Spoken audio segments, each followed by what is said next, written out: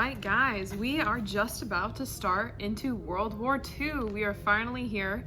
All the hype of world history leads to World War II. And so basically the way that World War II officially started, if you remember, Germany and Italy already sort of had their practice round with the Spanish Civil War, but it didn't officially start until September of 1939 when Germany decided to invade Poland.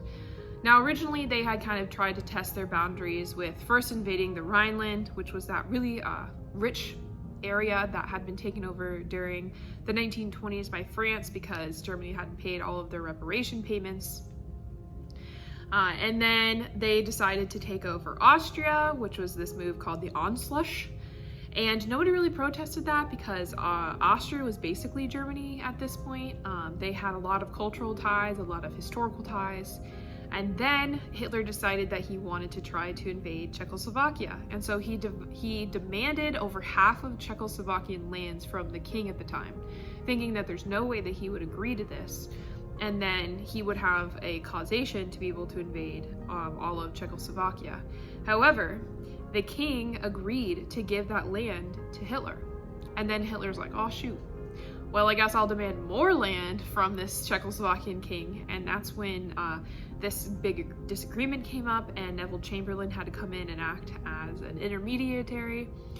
And eventually Hitler had to kind of save face, and he eventually agreed to take just that section of land from Czechoslovakia. And Neville Chamberlain, whose big thing is appeasement, like, I'm feeling pretty good about this. And then Hitler invades the rest of Czechoslovakia. Okay, well, if you invade Poland, the Allies say, then we'll start World War II. And Hitler's like, you want to bet? Let's see what happens. And so he invades Poland, and with the help of Russia in 1939 in September, and that is what starts World War II. And Italy is also going to jump on this train. They're also going to try to invade like the Balkans and the Greece and Crete and going into Africa around the same time period. So the first move that Hitler really has to make is he has to eliminate France, because France is going to be his closest enemy, and he got bogged down there before.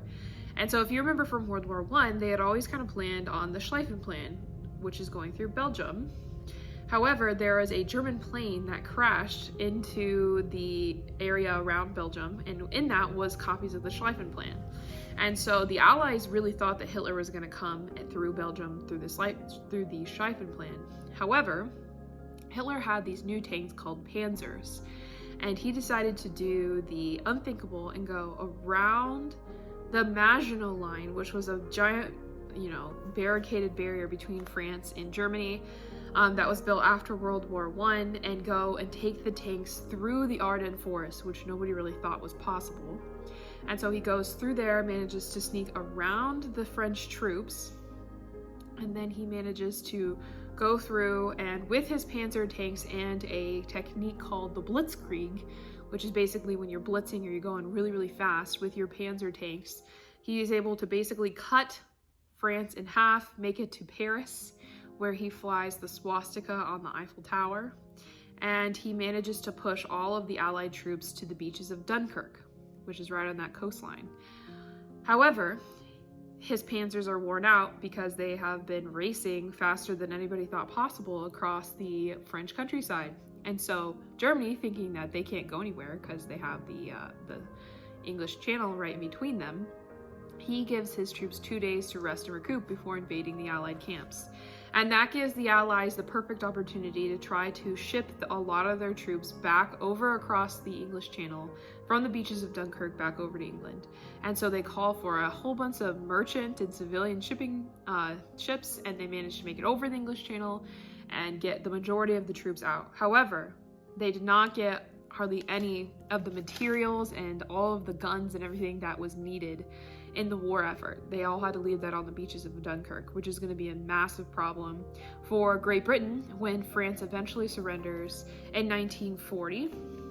By June of 1940, France surrendered, and it's kind of ironic. Hitler goes into the train car where the Treaty of Versailles was signed, where they had kept it at this like museum memorial, and he wanted to meet the French there, and he didn't even say anything. He just slapped down the basically the submission treaty and then walked out and was like, well, I'm just gonna keep attacking France if you guys don't surrender now. And so for quite a while, Great Britain's going to be the only country who's going to be fighting against Germany. On the other side is when things start to get interesting, and this is when Hitler makes the same mistake that Napoleon made as far as deciding to break that Russian and German alliance and going and invading Russia. Now, Stalin, who's the leader of Russia at the time, is completely surprised, did not expect this at all. And he didn't actually talk for a couple of days because he was so shocked and didn't really know what to do. Russia was really not doing well at the time.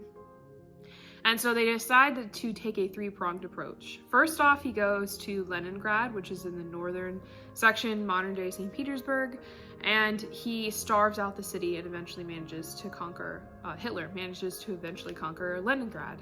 And then he tries to attack Moscow. But Moscow is in the heart of Russia, and Russian winters are super, super cold, as we've learned with Napoleon. And so his tanks end up getting frozen about 19 miles outside of Moscow. And that gives time for the people who live in Moscow to dig really deep trenches. And that eventually makes the Germans have to stay there for the majority of the winter. And this also gives time for Stalin to start pulling his troops from where they were being attacked by the Japanese on that side into confronting the Germans and Hitler. When it starts to become spring again, Hitler makes the decision that he is not going to stay and attack Moscow, the capital of Russia. And he's going to go south to Stalingrad to be able to get oil because there were oil fields around that area. However, he gets stuck in Stalingrad and it becomes a measure of pride for him that he must get Stalingrad no matter what.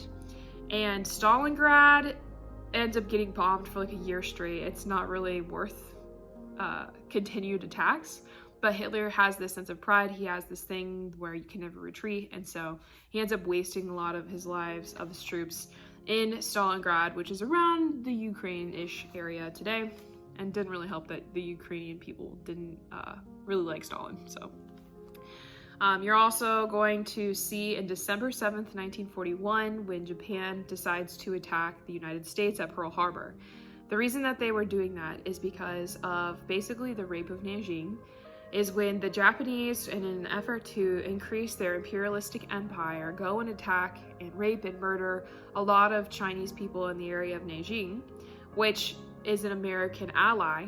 And America doesn't really want to get involved in World War II, and so they set an oil embargo, which is going to severely hinder the Japanese troops and being able to create their empire, which is basically why they tried to destroy the entire United States fleet in an effort to open up their oil lines, which just ended up getting us involved in the war and beating the Japanese.